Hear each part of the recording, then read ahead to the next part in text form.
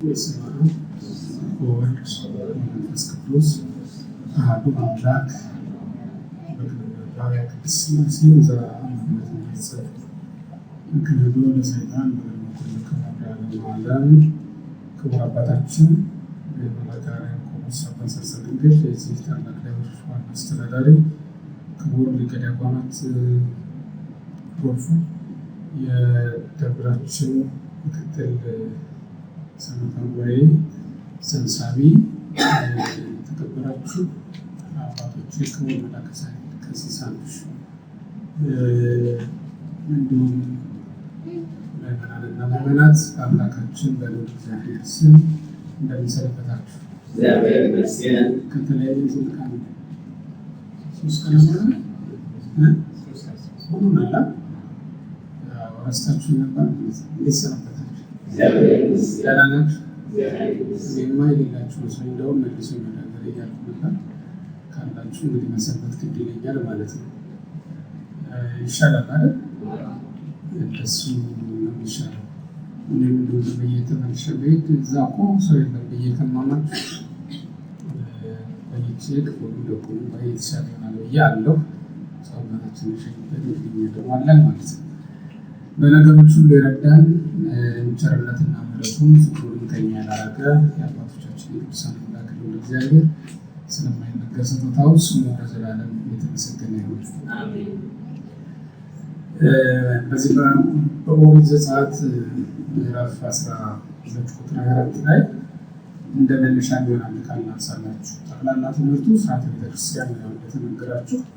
በሰሞኑ የምናነሳቸው ጉዳዮች ስርዓተ ቤተክርስቲያን በተመለከተ ነው የምናነሳቸው። ስርዓተ ቤተክርስቲያን የሶስት ወገኖች ጉዳይ ነው የሚነሳበት። በመካከሉ ስርዓተ ሰብ አለበት። ስርዓተ ቤተክርስቲያን ብለን ስናነሳ ስርዓተ ሰብ አለበት፣ ስርዓተ መላእክትም አለበት፣ ከዛ ስርዓተ እግዚአብሔርም አለበት። ያ ማለት ሰው ከእግዚአብሔር የተቀበለው በጠቅላላ ጉዳይ የሚነሳበት የሚዳሰስበት ጉዳይ ነው ማለት ነው። በጠቅላላው በሚያገናኝ ሰውንና መላእክትን፣ ሰውንና እግዚአብሔር ነው። እነዚህ ሶስቱን አካላት የሚያዋህድ ነው ስርዓተ ቤተክርስቲያን ብለን ስንናገር ማለት ነው። እግዚአብሔር፣ መላእክት፣ ሰው አንድ ላይ እንዴት ነው የሚኖሩት? በምንድን ነው የሚስማሙት ስትሉ መተዳደሪያቸው፣ መስማሚያ ደንባቸው ስርዓተ ቤተክርስቲያን ሆኖ ታገኙታላችሁ ማለት ነው። አሁን ኢትዮጵያ ምን ትላለች? ከ80 በላይ ምኖች አሉ ትላለች። ብሔር ብሔረሰቦች አሉ ትላለች አይደል? እነዛን ሁሉ የምታስተዳድርበትን መምላጠራለች። መግባቢያ ሰነዳችን ነው እንላለን አይደል? እኛ ደግሞ እግዚአብሔር በሰማይ እነማን አሉት? መላእክት አሉት። በምድር ደግሞ የሰው ልጆች አሉት። እነዚህ አንድ አድርጎ የሚያስተዳድርበት የሚያገናኙበት ምንድን ነው? ስርዓተ ቤተክርስቲያን ተብሎ የሚጠራው ሰነድ ነው ማለት ነው። እና አሁን ስርዓተ ቤተክርስቲያን ብለን ስንናገር የሰማዩንና የምድሩን መቅደስ የሚያዋሃድ አሁን የምድሩና የሰማዩ ቤተ መቅደስ ምን አይነት ነው ካለችሁ የምናስማማው የምናገኘው በስርዓተ ቤተክርስቲያን ውስጥ ነው ማለት ነው። በቤተክርስቲያን ስርዓት ስንመለከት ስናጠና በሰማዩ መቅደስ ውስጥ እንዴት ባለ አኗኗር ነው የሚኖረው የሚለው በምድራዊ ቤተ መቅደስ ውስጥ ስንኖር ስርዓተ ቤተክርስቲያን ራሱ ይመራናል፣ ያሳየናል ማለት ነው። እና ይህንን ነው ስርዓተ ቤተክርስቲያን ብለን ስናስብ ማሰብ ያለብን ነገር ይሄ ነው። ስርዓተ ሰብ አለበት። ስርዓተ ሰብ አለበት ብለን ስንናገር አሁን ጀምሮ የተኛ ሰው ያዩ ስርዓተ ሰብ አለበት ብለን ስንናገር ምን ማለት እንደሆነ ታውቃላችሁ? አስቀድሜ የተናገሩ ለምን ታውቃላችሁ? ትምህርት አጣፍጡን ብለን የተኛ እንዳትሉ ነው። ገና ሳልጀምር ከተኛችሁ እኔ አይገባኝም ማለት ነው። የራሳችሁ ዘንጉላ ነው። አሁን ስርዓተ ሰብ ብዬ የምናገረው ለምን እንደሆነ አስቀድሜ ልንገራችሁ። ስርዓተ ሰብ አለበት ብዬ የምናገረው ስላለባበስ መናገር አይቀርም እና ስላለባበስ ስናገር አሁን እግዚአብሔርን እንደሆነ ያስቀይሙ ሆኖ ነው እንደው መቼም እንዳትሉ። ስርዓተ ቤተክርስቲያን በስርዓተ ሰብ ይገባል። ይህ ሰው ጉዳዮች ለምሳሌ ጋብቻ ስርዓተ ሰብ ነው አይደል? ግን ስርዓተ ቤተክርስቲያን ውስጥ ይካተታል። ለምን? ሰው እንደ ሰውነቱ ያግባ እንጂ በሌላ በኩል መላክነቱን ትቶ አይደለም። ሲጋባ መላክነት አይቀርበትም። ስለዚህ መላክነት እንዳይቀርበት የምታደርገው ደግሞ የምታሰለጥነው ማናት? ስርዓተ ቤተክርስቲያን ናት ማለት ነው። እና ያችን ባህሪውን እንዳይለቅም ስርዓተ ምንድነው ስርዓተ ቤተክርስቲያን የሚያስፈልገው? ስርዓተ ቤተክርስቲያን ውስጥ የገባው ጋብቻ በራሱ ያቺ ስርዓት እንዳትቀርበት ነው፣ ያቺ ባህሪው እንዳትቀርበት ነው፣ እንዳትለየው እንደሰምናንገው ከዚህ የተነሳ ነው ማለት ነው። እሳትነቱን እንዳይለቅ ገለባና እንጨት ብቻ አይደለም የሚያስፈልገው። አመዱም እኮ እሳትነቱን እንደጠበቀ እንዲኖር ያደርገዋል አይደል? ነገሩ እናንተ የምታውቁት በዚህ በኤሌክትሪክ ካከላችሁ የምትበሉ ሰዎች አሁን ስለአመድና ስለምን ሊነግሯችሁ ሊገባችሁ አይችልም። ለማንኛውም ግን እንደዛ የለመዳችሁት ያደጋችሁበት ማለት ነው። ስለዚህ ለስርዓተ ቤተክርስቲያን አስፈላጊ ስለሆነ ነው እሱ እንደ መነሻ ኦሪት ዘጸአት ምዕራፍ 12 ቁጥር 24 ነው ያደረኩት። እሱም ይላል መሰላችሁ ለዘላለም ስርዓት የሆናችሁ ዘንድ ይህን ጠብቁ ይላል። ለዘላለም ስርዓት የሆናችሁ ዘንድ ይህን ጠብቁ ብሎ አስተማራችሁ ይላል። ስርዓት ምንጊዜም የሚወጣው ለዘላለም ሆኖ እንደሆነ ነው የሚያሳየው ማለት ነው። በዚህ ምዕራፍ ላይ የምትመለከቱት የምናየው የፋሲካውን በግ ጉዳይ ነው። የፋሲካው በግ ሲታረድ በጉ መታረዱ ብቻ አይደለም የተፈለገው ለእስራኤል። በጉን የሚያርዱበትና በጉን ምን ያህል ቀን በልተው መጨረስ እንዳለባቸው ምን ያህል ቀን እንዲበሉት ነው የተፈለገው። ለአንድ ቀን በአንድ ቀን መጨረስ አለባቸው። ምን ያህል ሆኖ ነው ማረድ ያለባቸው? ቁጥሩ አልተወሰነም። የምትጨርሱትን ያክል ሁናችሁ ግን ተባለ።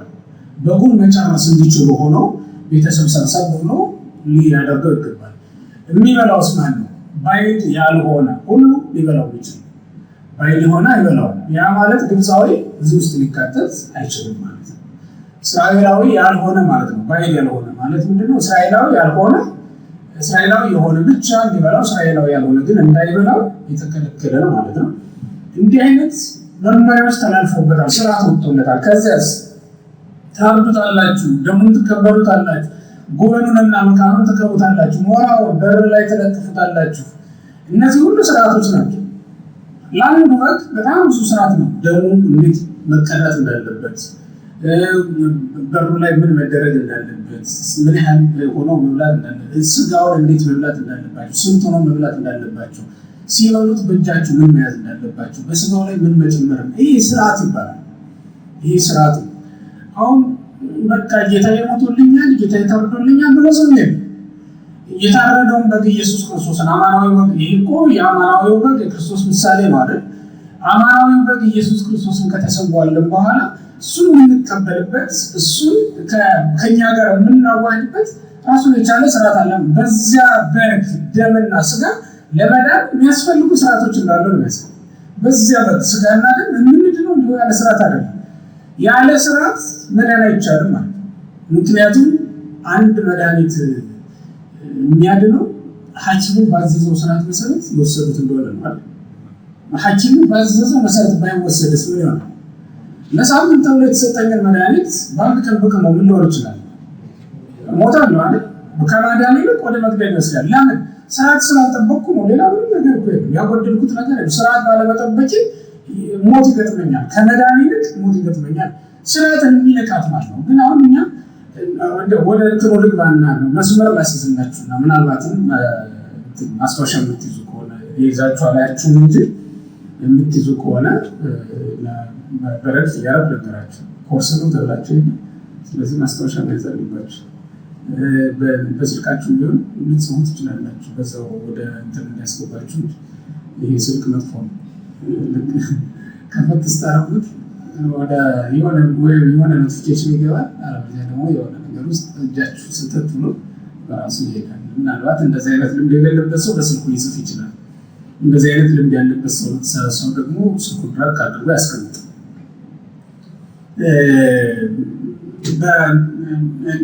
ለነገም የሚሆነው እንትን ውስጥ እየገባው እንዳልቀላቀለባችሁ ስርዓተ ቤተክርስቲያን ለምንድን ነው የምንማረው የሚለው መጀመሪያ ስርዓተ ቤተክርስቲያን ለምንድን ነው መማር ያስፈልጋል? ባንማርስ? ምክንያቱም አሁን ዓለም በራሱ መንገድ ነው ያለው እና ስርዓት ምንድን ነው የሚል ክርክር ውስጥ ነው ያለው። ያለ ስርዓት መሄድ በራሱ ግን እንደሚያስነቅፍ አያውቅም። ሐዋርያው ቅዱስ ጳውሎስ ከሰበካቸው ስብከቶች አንዱ ያለ ስርዓት የሚሄዱትን ተለዩዋቸው፣ ገስጿቸው ነው። በነዘህ ያለነት እንዲሁ የሚሄድ ከሆነ ገስጹት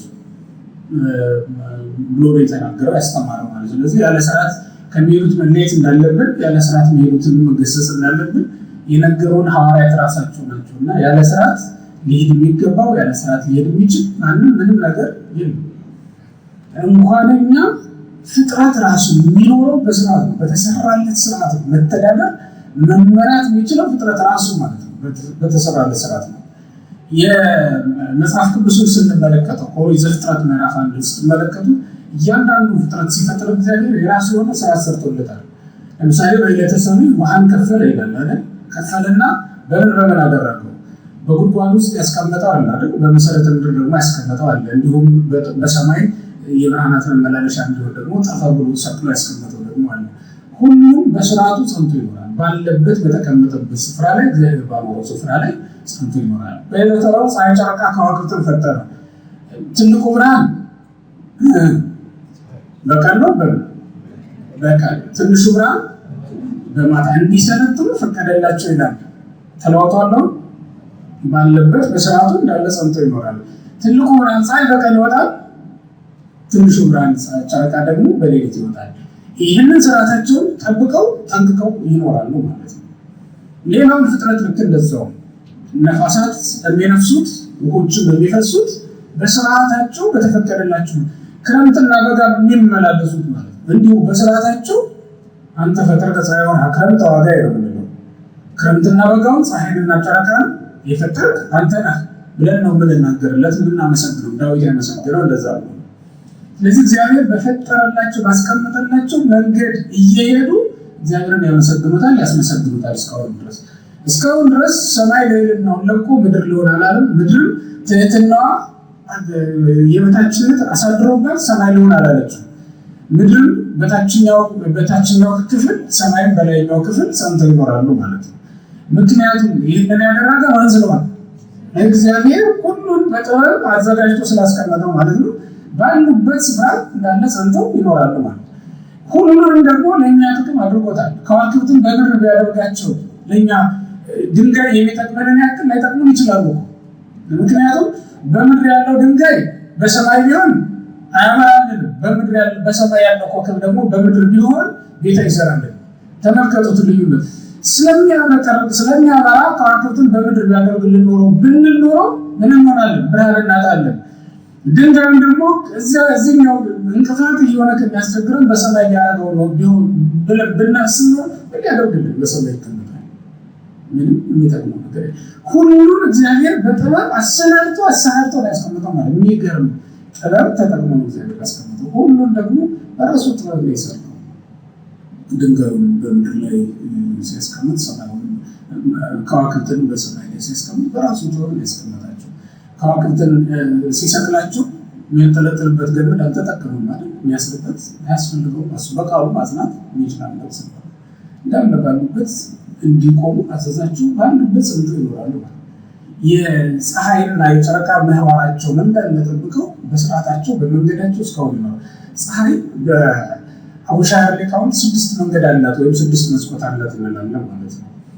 በዚያ ሁሉ ስትሄድ በዚህ ወር የምትሄድበትን ባለፈው ወር አልሄደችበትም። ይሄ እኮ ዓመት እስከ ዓመት ጠብቃ ነው የምትኖረው። ልክ ዓመቱ ሲያልቅ 364 ቀን ተጉዛ ጉዟን ታጠቃልላለች ማለት ነው። ጨረቃ ደግሞ 354 ቀን ተጉዛ ጉዟን ታጠናቀቃለች ማለት ነው። በመካከላቸው ሁልጊዜ የ11 ቀን ልዩነት አለ። እሱ እንዳለ ተጠብቆ ነው፣ አይቀንስ አይጨምርም፣ ተጠብቆ ይኖራል ማለት ነው። ይህንን እግዚአብሔር አዘጋጀ። ምክንያቱም መጽሐፍ ቅዱስ ምንድን ነው የሚለው? ሁሉን ያዘጋጀ ግን ማለት ነው እግዚአብሔር ነው። ቤትነቱ ይህ ዓለም ለእግዚአብሔር ነው። ፍጥረታት ደግሞ ገንዘብነታቸው ለእግዚአብሔር ነው። ገንዘቦቹ እንደመሆናቸው መጠን ባኖራቸው ስፍራ ላይ ነው የሚኖሩት። እናንተ ቤታችሁ ውስጥ የምታስቀምጧቸውን ጌጦች፣ ስዕላት በምንድን ነው የምታኖሯቸው? እናንተ ባስቀመጣችኋቸው ስፍራ ላይ ጸንተው ይኖራል ማለት። ምናልባት እርጅና ወይም ሌላ ነገር አጋጥሟቸው ካልወደቁ ካልተሸራተቱ በስተቀር እንዳለ ጸንተው ይኖራል እንጂ ቦታ ቀይሩ ነው። ቤተክርስቲያን ስትገቡ ቅዱሳት ስዕላት የሚቀመጡበት የራሳቸው የሆነ ቦታ አላቸው። በፊት ለፊት የማን ስዕል ይሳላል፣ ቀጥሎ በሰሜን በደቡብ የማን ስዕል ይሳላል። ቤተክርስቲያን ያስቀመጠችው ስርዓት በዚያ መሰረት ጸንቶ ይኖራል ማለት ነው። እንዳለ ሁሉም በስርዓት ነው የሚሄደው። ስለዚህ ፍጥረት ሁሉ በስርዓት የሚኖር ስለሆነ ለሰዎችም ስርዓት ቤተክርስቲያን ያስፈልግ ማለት ነው። በነገራችን ላይ እግዚአብሔር ለህዝቡ ነው ስርዓት የሚሰራው እንጂ ለወገኖቹ ነው ስርዓት የሚሰራው እንጂ ለአሕዛብ ስርዓት አልሰራም፣ ወይም ለአሕዛብ ስርዓት ሊሰራላቸው አልፈቀደም ማለት ነው። ለህዝቡ ግን ስርዓት እየሰራ ነው ያስቀመጠላቸው። ስለዚህ ለምንድን ነው ስርዓተ ቤተክርስቲያን የምንማር ከተባለ የመጀመሪያው ፍጥረት ሁሉ በስርዓት እንዲሄድ የወሰነው ራሱ እግዚአብሔር ስለሆነ፣ ሁለተኛው ደግሞ ወደ እግዚአብሔር የምንቀርበው በስርዓት ስለሆነ ነው። ስርዓቱ ወደ እግዚአብሔር ያቀርባል። ተመልከቱ፣ ወደ እግዚአብሔር መቅረቢያው አንዱ መንገድ ስርዓተ ቤተክርስቲያን ነው። እንዲህ ይላል እግዚአብሔር በኦሪት ዘጸአት ምዕራፍ 19 ላይ ስትመለከቱት እግዚአብሔር ህዝቡን በመጀመሪያ ያላቸው ቁጥር 24 ላይ ቀድስ ለሶስተኛው ቀን አዘጋጃቸው ነው። ከመጀመሪያው ጀምሮ በእርግጥ ስለ ስርዓት ነው የሚያስተምረው። ህዝቡን አዘጋጃቸው ለሶስተኛው ቀን ይላል። በሶስተኛው ቀን ወደ እግዚአብሔር ተራራ ይወጣሉ፣ እግዚአብሔርን ያገኙታል ህዝቡ። እስከዚያ ቀን ድረስ ግን ይላል ህዝቡን ቀድሳቸው፣ አዘጋጃቸው፣ ከሴቶቻቸው እንዲርቁ ምከራቸው። ይህንን ያላደረገ ወደ እግዚአብሔር ተራራ መውጣት አይችልም እና ነው የሚለው። እና ወደ ተራራው ከመውጣታቸው ወደ እግዚአብሔር ፊትም ከመቅረባቸው በፊት ምን አስፈለገ? ስርዓት አስፈለገ ማለት። ስለዚህ ስርዓት ምንድን ነው? ወደ እግዚአብሔር መቅረቢያ መንገድ ነው ማለት ነው። ስርዓት ይኸውላችሁ የሚናቅ ነገር አለ። ወደ እግዚአብሔር መቅረቢያ መንገድ ስለሆነ ልንልቀው የምንችል ነገር አለ። ያለ ስርዓት በምን ልንቀርብ እንችላለን ወደ እግዚአብሔር? ሙሴ ወደ እግዚአብሔር ሊቀርብ ወደ ተራራው ወጣ። ኦሪት ዘጸአት ምዕራፍ 3 ቁጥር 5 ላይ እንደምናነበው ወደ እግዚአብሔር ተራራ ሲወጣ እግዚአብሔር በመጀመሪያ ምንድነው ወደዚያ አትቅረብ፣ ሁለት ስርዓቶች ነገረው። አንደኛ ወደዚያ አትቅረብ፣ ርቆ እንዲቆም ነው። ተመልከቱ፣ ከዛ ማለፍ አይችልም ማለት ነው። ሁለተኛ ደግሞ ጫማን ከእግር አውልቅ ነው። ሁለት ነገሮች በአንድ ጊዜ ነገሩ። ወደዚያ አትቅረብ፣ ጫማን ከእግር አውልቅ። ከዛ በኋላ ይህንን ካደረገ በኋላ ይህን ከፈጸመ በኋላ ነው እግዚአብሔር እነሱ መነጋገር የጀመሩ። ተመልከቱ፣ ስርዓቱን ካልጠበቅ ካላከበርክ፣ ያዘዘልን ትእዛዝ ህጉን ካልተቀበል ወደፊት መቅረብ አንችልም ማለት ነው። ንግግር የሚኖረው በመጀመሪያ ስራ ጠብቆ ነው። በመጀመሪያ ስራ ጠብቆ ነው። አየር መንገድ ትገባላችሁ፣ ትሰፍሩ። ወደ አውሮፕላኑ ከመግባታችሁ በፊት ፍተሻ ታደርጋላችሁ። ፍተሻ ስትገቡ ቀበቶን ፍታ፣ ጫማህን አውልቅ። እዚህ ሀገር እንኳን ጫማ ማውለቅ እንደምሰራው የኢትዮጵያ አየር መንገድ ጫማ አስወልቆ ነው። ሌላ ሀገር አላየሁም። ጫማህን አውልቅ እንዲበል ይላል። ስርዓት ነው አይደል? እናንተ የፈልጋችሁት ምንድን ነው? መሳፈር ነው፣ መሄድ ነው አይደል? ያንን ለማድረግ ግን መጀመሪያ አየር መንገዱ ለወጣው ስርዓት መገዛት ግዴታ ነው። ያን ሳታደርግ በፍጹም አውሮፕላን ውስጥ መግባት አይቻልም። እግዚአብሔር ያወጣውን ስርዓት ሳንፈጽም ወደ እግዚአብሔር መቅረብ በፍጹም አይቻልም። ሃይማኖተኞች ያመጡት ነው ብለው የሚተቹ ሰዎች አሉ። ከስርዓት የወጡ ሰዎች ማለት ነው። ያለ ስርዓት መኖር የሚፈልጉ ሰዎች እኔ ዶክተሩን ፍለጋ ሄጄ መጀመሪያ ካርድ ክፍሏን የማነጋግረው ለምንድን ነው? ስርዓት ስለሆነ አይደል? በዛ መንገድ ካልሆነ በስተቀር ዶክተሩ ጋር መቅረብ ስለማልችል እኮ ነው እንጂ እሷ ስለምታክመኝ አይደለም። ስለዚህ በመጀመሪያ ካርድ ክፍሉን ፈልጎ መሄድ ግዴታ ነው። ይህ ሐኪም ቤቱ ህግና ደንብ ነው። በቃ ይህ የማንኛውም ተቋም እንዲህ አይነት ደንብ አለ። የምትፈልጉት ሌላ ነገር ነው፣ ግን መጀመሪያ የምታነጋግሩት ሌላ አካል ነው። የማትፈልጉትም ግን እኮ በፕሮግራማችሁ ውስጥ አታካቱት እንጂ ሐኪም ቤት ላይ ነው ስትሉ ይሄ ሁሉ ነገር እንዳለ ታውቃላችሁ አይደል? ይሄ ሁሉ ነገር እንዳለ ትረዳላችሁ። ግን ምን ትላላችሁ? ዛሬ ሐኪም ቤት ያለው ካርድ ክፍሏን አነጋግራለሁ፣ በመጀመሪያ በነርሷ ምርመራ አደርጋለሁ፣ ከዛ ቀጥሎ ሐኪሙ ዘንድ እሄዳለሁ፣ ከዛ ትላላችሁ ዝርዝር ጉዳይ። እኛም ኦርቶዶክስ ተዋሕዶ ቤተክርስቲያን አማኞች ነው አባላት ነን ብለን ስንናገር ምን እንላለን? በክርስቶስ እናምናለን እንላለን። ግን ሌሎች ዝርዝር ጉዳዮች የሉም ማለት ነው።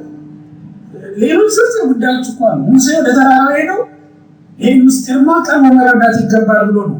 ስለዚህ ሙሴ የሚፈልግ ምንድን ነው? ከዚያ ምስጢር መካፈል ነው። ያንን ምስጢር ማወቅ ነው የሚፈልገው። ግን ያንን ምስጢር ሊያካፍለው የሚፈልገው እግዚአብሔር ምን አለ? በመጀመሪያ ሁለት ነገር ካንተ እፈልጋለሁ፣ ባለህበት ቁም፣ ራቅ ብለህ ቁም። ሁለተኛስ ጫማህን አውልቅ።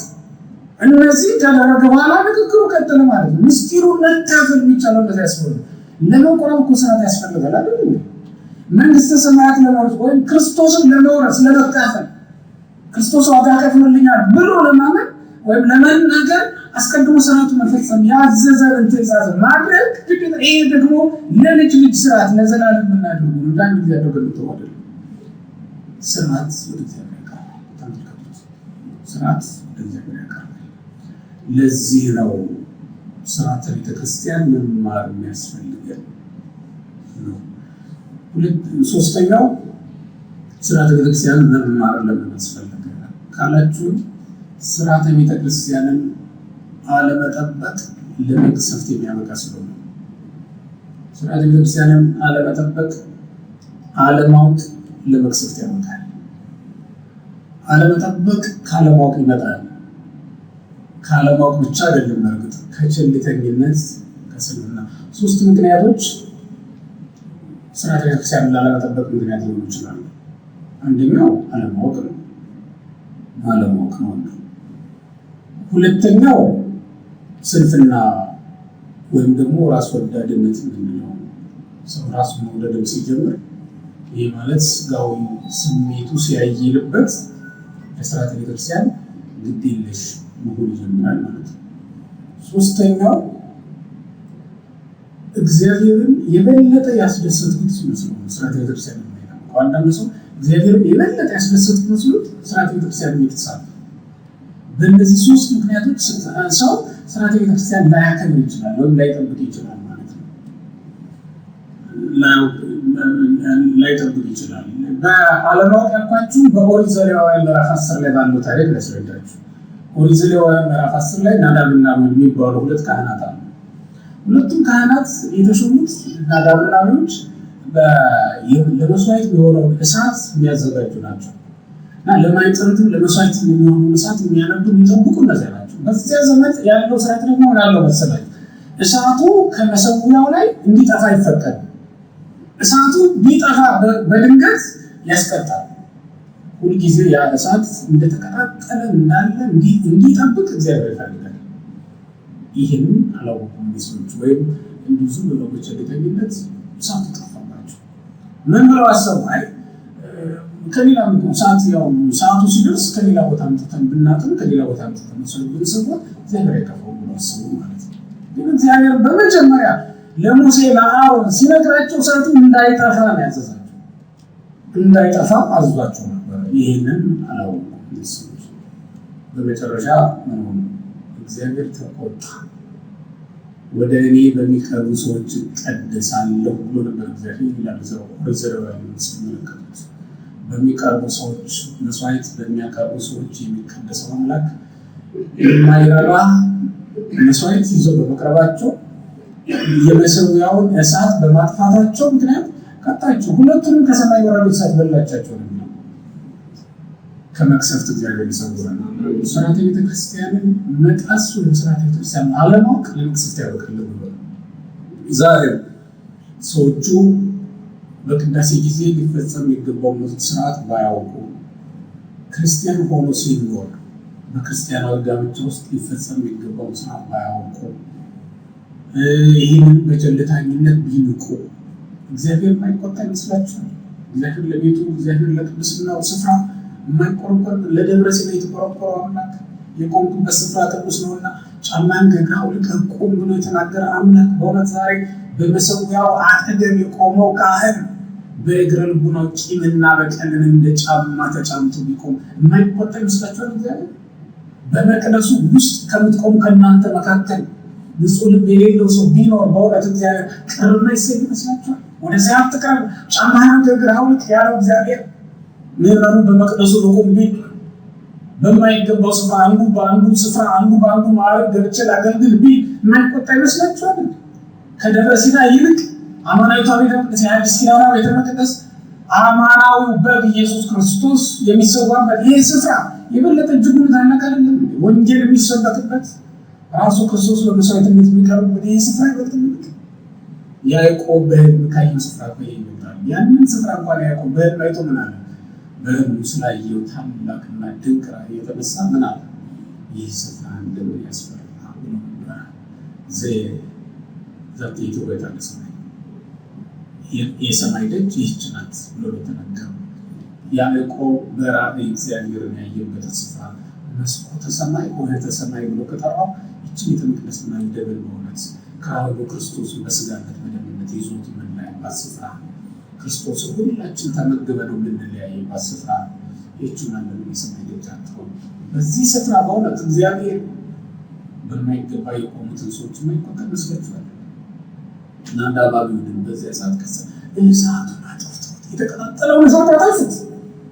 አቤት የጠፋውን እሳት እኮ ብዛቱ በእውነት አባቶቻችን ያቀጣጠሉትን የወንጌል እሳት አዳፍነን አባቶቻችን ያቀጣጠሉትን የፍቅር እሳት አዳፍነን በጨለማ በብርድ የምንከፈከፍ ያለን አይደል? ኃጢአት ተውጠልብን።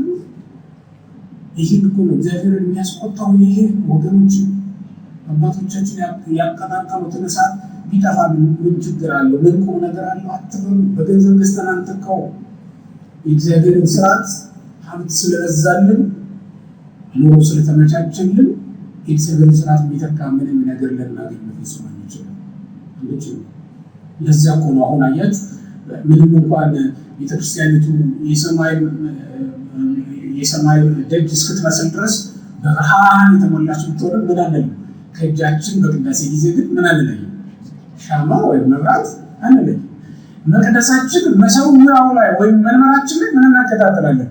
ሻማ እናደርጋለን። ምክንያቱም ከሻማው የተሻለ ብርሃን ስለሌለ እኮ አይደለም መቅደሱ ውስጥ መስዋዕት ሆኖ እንዲቀርብ አባቶቻችን ስላዘዙ ከምናጥነው ታሪ ልክ ዛሬ በውድ ዋጋ የሚሸጥ ከዚያ ማራ ንጹህ መዓዛ ያለው ሽቱ ስለሌለ ነው ጣን የምናደርግ። እንደዛ እኮ አይደለም። ይልቅ ያለ ሽቱ አንድ ጊዜ ረጨት አድርጎ ካህኑ ቁጭ ቢል አይሻለው? በየጊዜው እየወጣ ከሚያጠ እነዛ ብላችሁ አስራችሁ ታውቃላችሁ? ግን ሊሆን አይችልም። ምክንያቱም ይሄ አንድ መስዋዕት ነው። ይህንን ተሰራያት መዓዛ ምሳሌ ተደርጎ የሚቆጠሩ ይሄ ነው። እንዲያንንማ ዘማት ይቀቡታል፣ ሌሎችም ይቀቡታል በልዩ መንገድ። ያም ከስምርት የተገኙ ሊሆን ይችላል። በትክክል እሱ አይደለም ለኛ የሚያስፈልገው። ክርስቲያኖች እግዚአብሔር በስርዓት የሚሄዱትን ሰዎች እንደሚያከብራቸው ሁሉ ያለ ስርዓት የሚሄዱትን ደግሞ እንዲገስጻቸው። እነዚህ ባለማወቅ ወይም እንዲሁ በቸልተኝነት ብለው የተቀጡ ናቸው። በመጽሐፈ ሳሙኤል ቀዳማዊ ምዕራፍ 2 ላይ ደግሞ ከቁጥር 15 ጀምራችሁ ስትመለከቱ ደግሞ የኤሊ ልጆች ሁለቱ አፍኒንና ፊናስ እግዚአብሔርን ናቁት ይላል። እግዚአብሔርን በመናቅ ደግሞ የተደረገ ደግሞ ስርዓት መጣስ ደግሞ ይሄ ራስ ወዳድ ስግብግብነት ያመጣው ማለት ነው። ራስ ወዳዶች ነበሩ። እነዚህ ደግሞ በጣም መስዋዕት ሲሰዋ በመጀመሪያ ስቡ ይጤሳል ይላል። ስቡ ከጤሰ በኋላ ለህዝቡ ምህረት እንዲመጣ እግዚአብሔር ያንን መዓዛ መስዋዕቱን ካሸተተ በኋላ ለህዝቡ በዚያ ፋንታ ምን ይሰጣል? ምህረትን፣ ቸርነትን ለህዝቡ ይሰጥ ነበር ይላል። ያን ጊዜ ግን ካህናቱ ምን ያደረጉ? የለም ገና እንደታረደ ትኩሱን ገና ደሙ እንደፈሰሰ ሳታጤሱት ስቡን፣ ሳታቃጥሉት ስጋውን፣ ሳትቀቅሉት ለመስዋዕትንም ሳታቀርቡት ፍሬምባውን አምጡና ብሉን አሉ ካህናቱ። ከተራስ ወዳደ ሆዳሞች ሆኑ፣ ስግብግቦች ሆኑ ማለት ነው። ስግብግቦች ሆኑ ማለት ሰው ራሱ ወዳድነት ሲያጠቃው ወደ ቤተ እግዚአብሔር አካባቢ ለሹመት አታቅርቡት። ምዕመናንን ጭምር የሚጎዳ መቅሰፍት ነው ይዞ የሚመጣ። ራሱ ወዳድነት ያጠቃው ካህን፣ ራሱ ወዳድነት ስግብግብነት ያጠቃውን ምዕመን የሰብካ ጉባኤ አባል፣ የሰብካ ጉባኤ መሪ አድርጎ መሾም እንደሆነ ይጥፋበት ብሎ እንደበደል ይቆጠራል። እንደዚህ አይነት ነገር ሲጠናወታችሁ እናንተ ራሱ ሸሸት ማለት ራስን ማዳን ጥሩ ስለሆነ ማለት ነው። እና እነዚህ ሰዎች ህዝቡ መከሯቸው። ቅድመ ይጢስ ስቡ ዘለህቡ አሏቸው። እንደ ህጉ እኮ አስቀድሞ ስቡ ሊጤስ ይገባል በአባቶቻችን ስርዓት መሰረት አሏቸው። አንተነህ እኛንን የምናዘዝ ይልቁንስ አምጣ እያሉ እየወሰዱ ይበሉ ጀመራል። እግዚአብሔር ዝም ይላል። እሳት ከሰማይ ወርዳ እስክትበላቸው ድረስ፣ መቅሰፍት ከሰማይ ወርዳ እስክታጠፋቸው ድረስ ዝም ይላል እግዚአብሔር። ለጊዜው ዝም ይላል። በኋላ ግን የማይመለሱ ከሆኑና በክፋታቸው ከቀጠሉበት ይቅጣል ማለት ነው። ከዚያ ታቦተ ጽዮን እስክትማር እስከ ምዕራፍ 6 ድረስ ያለው ስትመለከቱ በጣም ነው እስራኤል መከራቸው ያሉት። ብዙ እስራኤል በአንድ ቀን 30,000 ሰዎች በአንድ ቀን በጦርነት ሜዳ እንዲሞቱ ምክንያቱም እነዚህ ሰዎች ናቸው። ተመልከቱት። ይህች ናት ስርዓት ማፍረስ ናት። አገሩ እንዲጠፋ እንዲበተን፣ ታቦቱም እንዲማረክ እንዲበዘበዝ ያደረገው ስርዓት መጣስ ናት። እና ጊዜ እኮ ምን እንደማስታውቃለሁ እኔ ማስበው ነው የምነግራችሁ። ቤተክርስቲያናችን መደፈር እንደዚህ አሕዛብ ሲሳለቁ ቅድስናችንን፣ ሲኖዶሳችንን፣ ታቦታችንን ሲሳለቁበት ሌላውን ነገር ሲዘባበቱበት ስመለከት ምናልባትም እኛ አገልጋዮቹ ምናልባትም እኛ ለመቅደስ የቀረብን ሰዎች እንደ አፍኒን እንደ ፊንሐስ ራሳችንን ሆዳችንን አስቀድመን ክብር ስላልሰጠነው ይሆን በመቅደሱ ላይ እንደሚዳፈሩ የሚጸራው መቅደሱን የሚያነውሩ ሰዎች እንዲበዙ በአደባባይ እንደሚመስል በእግዚአብሔር ቤት ላይ በእግዚአብሔር ስም ላይ እንዲመሳለቅ ታቦቱን መሳደብ ወይም በታቦቱ ላይ መሳለቅ እኮ በእግዚአብሔር ስም ላይ መሳለቅ ነው አይደል? በመሰዊያው የማለ እንኳንስ የተሳለቀ በመሰዊያው የማለ እንኳን በደለኛ ነው በሚባልበት መጽሐፍ ቅዱስ እያመነ ሰው በመሰዊያው መሳለቅ አይደለም፣ በመሰዊያው መማል በደለኛ ያደርጋል። እግዚአብሔርን አይደለም ሰውን የሰደበ ከኃጢአት ንጹሕ አይደለም፣ ገሃነም ይወርዳል አይደለም። ቅዱስ ወንጌል የማቴዎስ ወንጌል ምዕራፍ 5 ላይ ቁሱ እንደምናየው ወንድሙን ጨርቅ ለባሽ ብሎ በተራ ስድብ እንኳን የሰደበ ገሃነም ይወርዳል እኮ ነው የሚለው። የኃጢአት ትንሽ የለውም።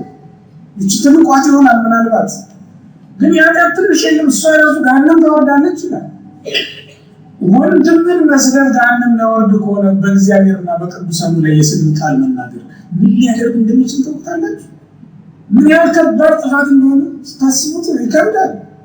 ዓለም በምን ያክል ወንጀል ውስጥ እያለፈች እንደሆነ ትውልዱም እንዴት ባለ መርገም ውስጥ እየገባ እየወደቀ እንደሆነ ስትመለከቱት ያሳዝናል። ጦርነቱ ለዛ ይሆን፣ መከራው ለዛ ይሆን፣ ረሃቡ ለዛ ይሆን፣ እልቂቱ ለዛ ይሆን፣ ስደቱ ለዛ ይሆን፣ መከራው አልቆም ያለ ይህ ሁሉ እርዳታ እየገባ አልጠገብ ያለ ለዛ ይሆን። ይሁን ዓለም እኮ ነው እየረዳን ያለ፣ ግን አልጠገብም። ከድሃው ይልቅ ሀብታሙ አለመጥገቡ ያሳዝናችሁ? ካልተሾመው ይልቅ የተሾመው ጠግቦ አለማደሩ ያሳዝናችሁ? ስስት በየቀኑ የሚረበው እኮ ሀብታም ነው ድሃ አይደል? ምክንያቱም በየቀኑ የሚሰርቅ ሀብታም ነው።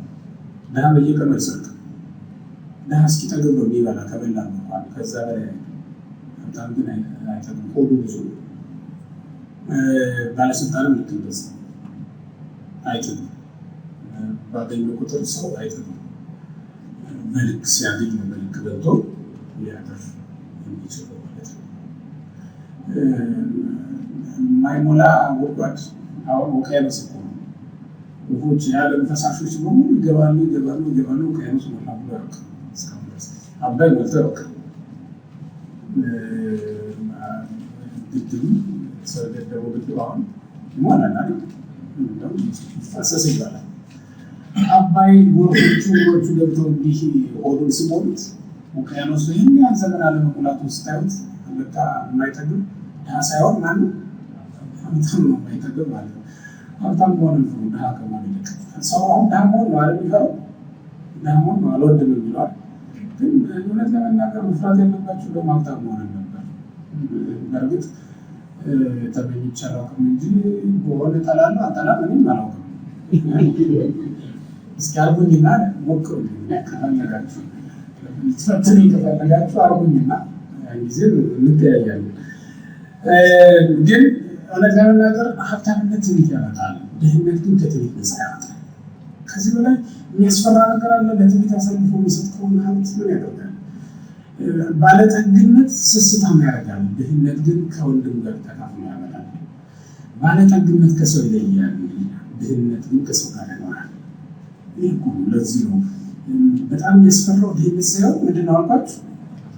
ባለጸግነት በጣም የሚያስፈራው ድህነትን ያው ሰው የሚፈራው የምትፈሩት አይደለም፣ የሚገዳይ የማትፈሩት እንዲህ ባለ ስርዓት ውስጥ ነው የምንኖረው። እንዳጠቃላይ ስትመለከቱ እና ሰው ራሱን ማስቀደም ሲጀምር ለራሱ ስለሆነ የሚሰበስብ አስቀድሞ ህግ እግዚአብሔርን ይረሳዋል ማለት ነው። መርሳት ይጀምራል። ስርዓቱን በጠቅላላ በሙሉ እሱ በተመቸው መንገድ ነው የሚያስኬደው። አሁን በቃ አንዳንድ ሰዎች በጣም ከቀረቡ በኋላ ነገሮቹን እነሱ በፈለጓቸው እነሱ በተመቻቸው መንገድ እንዲሄድ ይፈልጋሉ። ታቦት የሚወጣው እነሱ ባልፈለጉ ሰዓት፣ ቅዳሴ የሚገባው የሚወጣው እነሱ በፈለጉ ሰዓት እንዲሆንላቸው ይፈልጋሉ። ለእግዚአብሔር በጣም ቅርብ እየሆኑ ሲመጡና የቤተሰብነት ስሜት ሲሰማቸው መሰለኝ እና አንዳንድም እግዚአብሔርን እንዳጎት እንዳክስት ሲያዩት ይመስለኛል። እንደዚህ አይነት ድፍረት ውስጥ እስከ መግባት ይደርሳሉ ማለት ነው። እነዚህ ሰዎች እንደዚህ አይነት የእግዚአብሔርን ሀብት ይጠቀሙበታል እንጂ በእግዚአብሔር ስራ ተዝሞ እንዲጠቀም አልፈለጉም ነበር። ለምንድን ነው ስሙን የጤሰው? አስቀድሞ አባቶቻችን እንዲህ ስርዓት የሰሩት ቀድሞ እነሱ የማይበሉት ለምንድን ነበር? እሱም መጠየቅ አልፈልግም ማለት ነው። ለምንድን ነው የቀድሞ እናቶቻችን እንዲህ አይነት አለባበስ ነበራቸው፣ የዛሬዎቹ ደግሞ እንደዚህ ሆነ ነው ለምንድን ነው ብሎ መጠየቅ ይኖርባቸዋል። እህቶች፣ ሴቶች ለምንድን ነው የቀድሞ አባቶቻችን እንዲህ ባለ ስርዓት ይኖሩ ነበር? እኛ ደግሞ ለምንድን ነው ይሄንን የጠላነው የሚለውን ዘመኑ ያመጣውን አኗኗር ከመልመዳቸው በፊት አባቶቻችን ተችሏቸው እንደዛ ያልሆኑበት ምክንያት ምንድን ነው? እኛ ደግሞ ብንችልስ ብንተው የሚለውን ነገር አስቀድሞ ማየት በደንብ ያስፈልጋል ማለት ነው። በዚህ መንገድ ራሳቸውን ስለወደዱ እነዚህ ሰዎች ራሳቸውን ስላስቀደሙ ለሆዳቸው ቅድሚያ ስለሰጡ ክብር ስለሰጡ የመጣችባቸው መከራ ናት ማለት ነው። እግዚአብሔርን የበለጠ ደስ ለማሰኘት ብለው ስርዓተ ቤተክርስቲያን የሚልኩትን ሰዎች ደግሞ ላሳያቸው። በዙብ አንደኛ ሳሙኤል መጽሐፍ አንደኛ ሳሙኤል ምዕራፍ 15 ላይ ስትመለከቱ ንጉሱ ሳኦል ለእግዚአብሔር ደስ ያሰኘው መስሎት ከታዘዘው የተለየ ነገር ይዞ መጣ ይላል። አማሌቃውያን ምታ ከገንዘባቸው ምንም አታተርፍ ተብሎ ታዘዘ ይላል። ግን እሱ ሄደ። አማሌቃውያንን ሲመጣ ንጉሱን አጋግን አየው። በጦር ሜዳ ተሰልፎ ዘንገር ነጥንቆ ጦር ሰምቆ ሲወጣ ባጭር ታጥቆ ሲወጣ ተመለከተውና ይህንንስ ለጠላት መመከቻ ይሆናል፣ ለሌላ ቀን ሰልፍ ይሆነኛል ብሎ ይዞት መጣ ማለት ተመልከቱ። በጣም ያሳዝን። ግን ምን ብለው ነው ያለው? እግዚአብሔር ማንንም አትማርክ፣ ግደል ነው መታለት ነው። ከገንዘባቸውም ልክ እንደዛው እንደው ሲገርሙ ቆዩና የሰባውን ያማረውን የወፈረው ላይ ሲደርሱ መራራት ጀመረ ሳኦል። ይህንንማ ኢየሩሳሌም ወስጄ ለእግዚአብሔር መስዋዕት አድርጌ በመቅደሱ ፊት በሰዋለት እግዚአብሔር ክብሯል ብሎ የሰባውን የወፈረው እግዚአብሔር የሰባውን የወፈረ የሚያታልለው አምላክ ነው። እግዚአብሔር በስጋ የሚጎመጅ አምላክ ነው። እንደዛ ነበር። ሳኦል አላወቀውም ያዘዘውን እግዚአብሔር ማለት ነው። ስለዚህ ከታዘዘው ይልቅ ይህን ማድረግ እግዚአብሔርን የበለጠ ደስ ሊያሰኘው ይችላለሁ ብሎ አሰበኝ ነው። አንዳንድ ሰው እግዚአብሔርን የበለጠ ደስ ያሰኘው መስሎት ነው ፌስቡክ ላይ ገብቶ ሰልሙ ጳጳሱን ኢየሱስ ሰልሙ ፎቶ ዘርዝቆ ለጥፎ በቃ ደስ ብሎት ይተኛል። በቃ አሁን እግዚአብሔርን የበለጠ ደስ ያሰኘው መስሎት ነው በሱ ቤት። እግዚአብሔር በስድብ የሚመለክ አምላክ ነው፣ የሚደሰት አምላክ ነው። ሰድባችሁ ሰውን ፎቶ ዘቅዝቃችሁ ሰቅላችሁ ልታስደስቱት የምትችሉ አምላክ እንኳን ሰድባችሁ ገላችሁ ልታስደስቱት ትችላላችሁ። እግዚአብሔር አንዳንድ ሰው እንደዚያ ያደረጉ ስለሚመስለው እግዚአብሔርን የበለጠ ያስደስቱ ስለሚመስለው አሁን እዚህ ቤተክርስቲያን ይመጣና በሆነ መንገድ ነው በሆነ ስፍራ ላይ በኃጢአት የሚያውቃት ሴት የሚያውቀው ወንድ ከሆነ ቤተክርስቲያን ሲገባ ሲያይ ወይ እዚህ መምጣቱ ደግሞ አለማፍ ነው። በሱ ቤት አሁን ለእግዚአብሔር ቤት እየተጠነቀቀ ነው። ግን ያንን ሰው እግዚአብሔር በምን አይነት እንደሚያየው አላወቀም። አንዳንዴ ሳታስቡ ተስቷችሁ አንዳንድ ሰዎች ፊት ሄዳችሁ ሰው ማማሰት ጀምሮ ምናልባትም ለዚያ ሰው የቅርብ ዘመድ ብሎ ታገኟቸዋላችሁ። አፍራችሁ አጣው እንደዚህ ተገጥማችሁ በቃ ልክ አሚስ ጀምሮ ይሄ እኮ እንደዚህ እኮ እንደዚህ ሲጀምር ማን አባቴ እኮ ነው ሲለው ነው እንዴ በጣም እኮ ማደንቆ ሰው ነው ማለት ነገር ለውጡ ማለት ነው። እና እግዚአብሔር ያንን ሰው በምን አይን እንደሚያውቅ ታውቃላችሁ።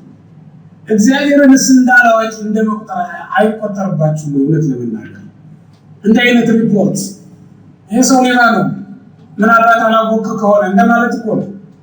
ወደ ቤት ሲገባ ተጠንቀቅ፣ ይሄ ሰው ሌባ፣ ይሄ እንዲህ ነው፣ ይሄ ዘማዊ ነው፣ ይህች እንዲህ ናት ብሎ ማመልከት እኮ እግዚአብሔር አንተ የማታውቀው እኔ የማውቀው ነገር አለና ልንገርህ ብሎ እኮ ለማስረዳት ነው የሚቆጠረው። እንዴ ከእንዲህ አይነት ሰው በላይ ግብዝ አለ እንዴ? ወንድሙን ከሚነቅፍ ሰው በላይ ግብዝ አለ? በእግዚአብሔር ፊት ቆሞ ሁሉም በሚያውቅ አምላክ ፊት ቆሞ ለዛውም ያችን ኃጢአት ራሱ እያደረጋት ራሱ እየሰራት እኮ ነው። ራሱ እያደረጋት በሰው ላይ ሲያየት ግን ነው ሆና ስለምትታየው ማለት ነው። በዛ መንገድ እግዚአብሔርን ያስደስት የሚመስላቸው በጣም ብዙ ሰዎች አሉ። ወገኖች እግዚአብሔርን ያስደስት መስሎን እንዳናሳዝኑ ሰዓት ቤተክርስቲያን ይደርሳል። ለዚህ ሁሉ መድኃኒቱ ስርዓተ ቤተክርስቲያንን መማር ነው። ስርዓተ ቤተክርስቲያንን መማር ነው ለዚህ ሁሉ የሚያስፈልገው። እና ያለ ስርዓተ ቤተክርስቲያን እግዚአብሔርን ደስ ማሰኘት አይቻልም። አንዳንድ ጊዜ በማይገባቸው ስፍራ ሆነው ሰዎች ማገልገል ሲጀምሩ እግዚአብሔርን ደስ ያሰኝ ይመስላቸዋል። አንዳንድ ወጣቶች ዕጣን ይዘው ሲያቁ የሚታዩበት ቦታ ነበር አይደለ? ታቦት ሲወጣ ምን ሲል ያው እግዚአብሔርን ደስ ያሰኝ ይመስላቸዋል። ኦዛ በመጽሐፈ ሳሙኤል ላይ ወይፈኖቹ ሲፋንኑ ታቦቱን ይወርቅነዋልና ቶሎ ብሎ ምን አለ? ታቦቱን ያዘ። በልቡ ግን ነበረች አንድ ቀን እንደው ይሄን ታቦት ዳስሽው ብሎ ይመኛት የነበረችው ነገር ነች። ያችን አጋጣሚ ተጠቅሞ ታቦቱን ያዘ። ከዚያስ እግዚአብሔር ከተው ስፍራው የኦዛ ስብራት ተብሎ ተጠራ አይደለም የሚለው መጽሐፍ። እንግዲህ ተመልከቱት፣ በማይገባ ቦታ ሆኖ እግዚአብሔር ማገልገል የሚያስብ ሰው አለ። ደስ ያሰኙት መስሎት ግን እንደዛ አይደለም ማለት እግዚአብሔር እንደዛ አይደለም። እግዚአብሔርን ደስ ማሰኘት የሚቻለው በታዘዝንበት ስፍራ ላይ ቆመን ያገለገልነው እንደሆነ ነው። የእግዚአብሔር ቤተሰቦች በታዘዝንበት ስፍራ ላይ ቆመን ያገለገልነው እንደሆነ ነው። አሁን እግዚአብሔርን ደስ ለማሰኘት ብለው ሰርቀው ቀምተው በአመፅ ነግደው ከሰበሰቡት ገንዘባቸው ላይ አስራት በኩራት አምጥተው ለእግዚአብሔር የሚሰጡ ሰዎች አሉ። እግዚአብሔርን ደስ የምታሰኙ በመጀመሪያ አትስረቅ የሚለውን ነገር ትጠብቅለት ነው። እግዚአብሔር የበለጠ የሚወድህ እንደዚያ ዳውን ያልኩህ ይወዳል። እግዚአብሔር ባለጸጋ ሆነ ገንዘብ ስለመጣህበት አይደል የሚወደድህ። በመጀመሪያ ራቁትን ከእናትና ስትወጣ ጀምሮ እግዚአብሔር ይወዳል። እሱን ነው ማመን። ወደ እናታችን ከዚህ ዓለም ስንሰናበት ራቁታችንን ወደ እግዚአብሔር የምንሄድ ለምን? እግዚአብሔር ባለባበሳችን ስለማይገመግመን እኮ ነው። ያማረ ልብስ ለብሰን ሽክ ብለን ውድ ልብስ ገዝተን የማንሄደው ለዛ ነው። ሁሉም ሰው ሚስት ሊያጭ ሲሄድ ወይም ደግሞ ወደ አማቶቹ ቤት ሲሄድ ሽክ ብሎ ያለች የሌለችውን ልብስ ለብሶ ይሄዳል። ወደ እግዚአብሔር ሲሄድስ ራፊ ጨርቅ ለብሶ ወደ እግዚአብሔር ይሄዳል። ለምን? እግዚአብሔር ልብስህን ያያል ማለት ነው። እግዚአብሔር ገንዘብ ስለሰጠው የሚደሰት ይመስላል። በመጀመሪያ ወንድምህን ውደድለት። እውነት ለመናገር የሚያስደስተው ስለሆነ እወድሃለሁ ለምን ትለዋለህ? እግዚአብሔር እንደምትወዱት አይደለም መግለጽ ያለው። ወንድሞቻችሁን እህቶቻችሁን በመውደድ እንደምትወዱት አረጋግጡለት። በመጀመሪያ እግዚአብሔር ደስ የሚሰኙ እህቶቻችሁን ወንድሞቻችሁን በመውደዳችሁ። በዚህ የሚደሰተው ያህል እወድሃለሁ ስላላችሁት ደስ አይለውም እግዚአብሔር።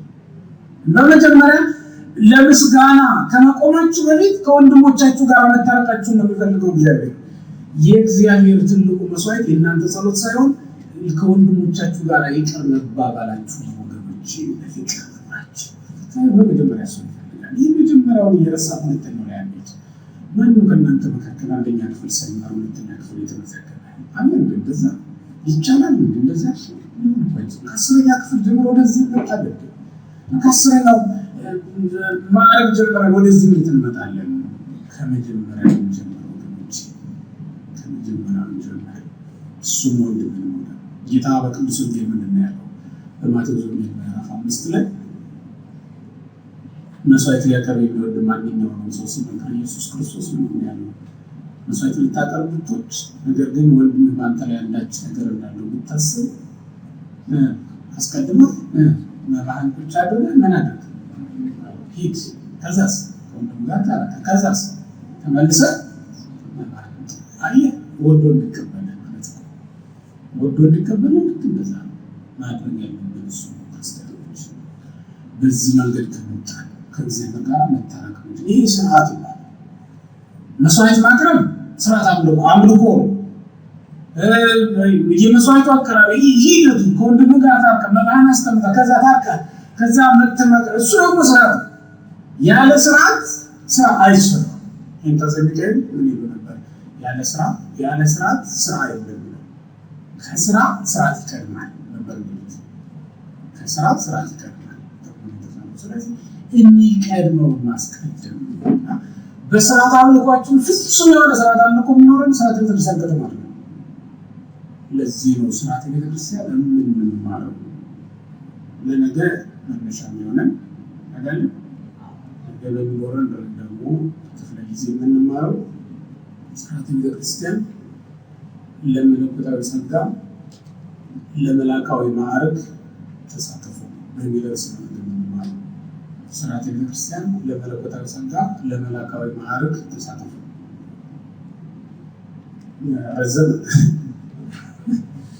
ረዘመ ሊቃውንት ስማ ከዚህ ረዘመ ይናሉታችሁ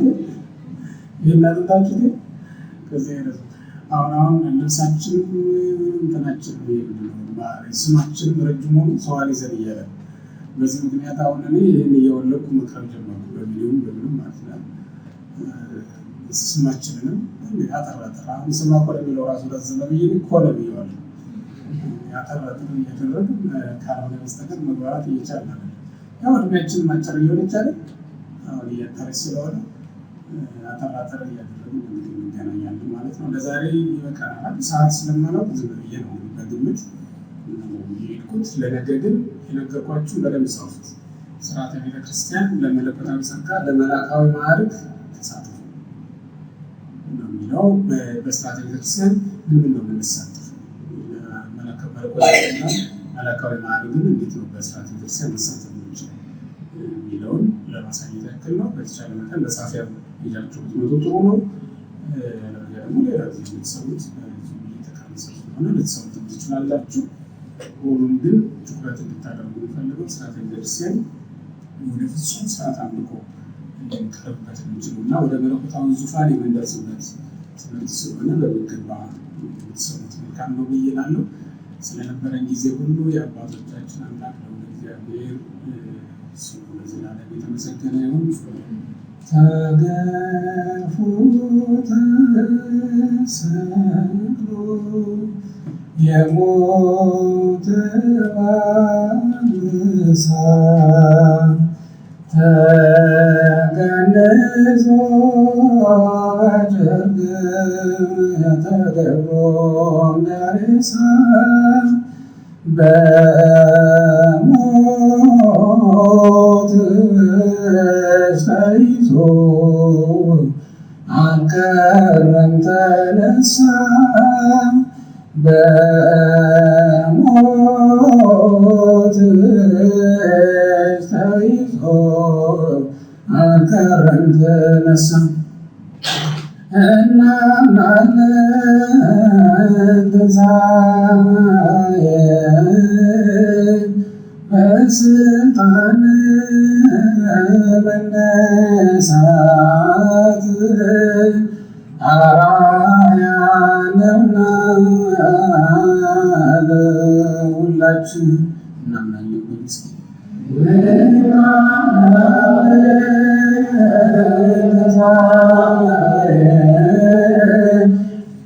በስልጣን መነሳት አርአያ ነውና ለሁላችን አንድ ጊዜ ተገርፎ ተሰቅሎ የሞተው አንበሳ ተገንዞ በጨርቅ ተቀብሮ እንደ ሬሳ በሞት ተይዞ አልቀረም ተነሳ። በሞት ተይዞ አልቀረም ተነሳ። እግዚአብሔር ይስጥልኝ።